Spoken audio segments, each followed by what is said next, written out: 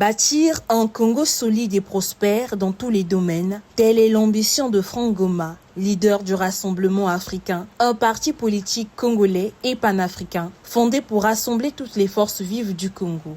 Réunis autour du thème « Nécessité d'un pacte pour le futur du Congo, bâtir l'avenir ensemble », le 31 janvier 2026 à Brazzaville, au cours d'une conférence de presse, le leader du Rassemblement africain a affirmé sa volonté à soutenir la candidature de Denis Sassou Nguesso à la magistrature suprême.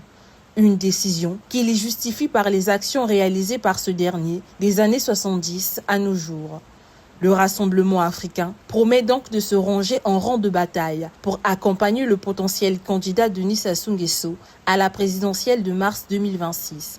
À la question de savoir pourquoi ce choix, la stabilité politique, le patriotisme, la sécurité et la coopération, ainsi que la diplomatie internationale, ont été évoqués de vive voix dans cette salle prise d'assaut par les jeunes.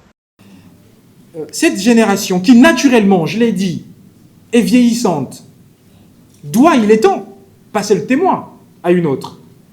Mais cela ne doit pas se faire de façon mécanique, cela doit se faire de façon organisée et maîtrisée. Et il faut encore que la génération montante ou les générations futures comprennent les efforts consentis par les générations précédentes. Sans quoi, je l'ai répété, le développement du pays sera un cycle d'éternel recommencement. Ce qu'ont fait certains de nos aînés hier risqueront d'être détruits par les générations qui viendront parce qu'ils penseront simplement que, voilà, rien n'a été fait. Donc, il faut apprécier l'histoire. Donc, l'appel à la candidature du président de la République aujourd'hui est d'abord un soutien idéologique. Nous avons constaté une convergence de vues, nous avons constaté une convergence d'horizons. Nous nous sommes dit, nous avons proposé le Pacte national de développement. Nous avons pensé qu'il fallait que le pays, désormais, avec la paix retrouvée, se projetait dans le long terme. Mais aussi pour que les générations qui viennent, qui montent, aient un cap définitionnel de la direction du pays. Il faudrait que les générations qui ont fondé, qui ont structuré, qui ont consolidé l'État moderne que nous avons aujourd'hui, tracent le chemin pour les générations qui viennent. Et donc, quoi de plus normal que de définir un pacte pour le futur du Congo? C'est autour de cette convergence de vues que nous apprécions. Et là encore, je l'ai dit, l'histoire, apprenons de l'histoire. Nous avions dit que le pacte national de développement que nous avons proposé, le pacte pour le futur du Congo qu'évoque le président aujourd'hui, ne doit pas simplement être un cadre stratégique de développement pour le Congo, mais aussi pour l'Afrique tout entière.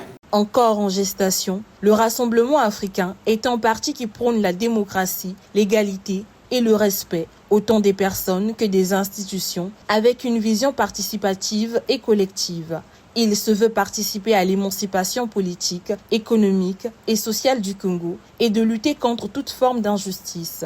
Un projet structuré autour d'un pacte national de développement et d'une transition intergénérationnelle, mettant en exergue le bilan du quinquennat de Denis Sassou Nguesso et des attentes à venir.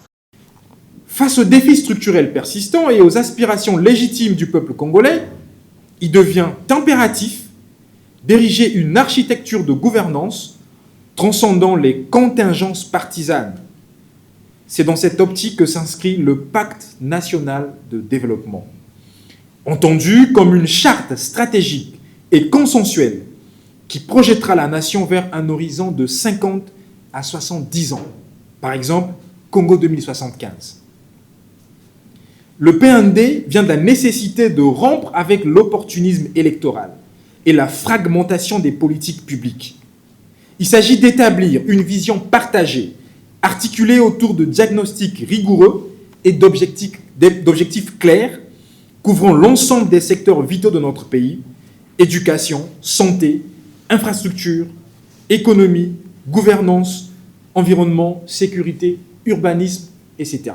Le clou de la cérémonie a été la séance de questions-réponses avec les chevaliers de la plume et du micro, autour des objectifs, missions et aspirations globales de ce parti qui annonce ses couleurs et s'engage à conjuguer les efforts au service de la démocratie.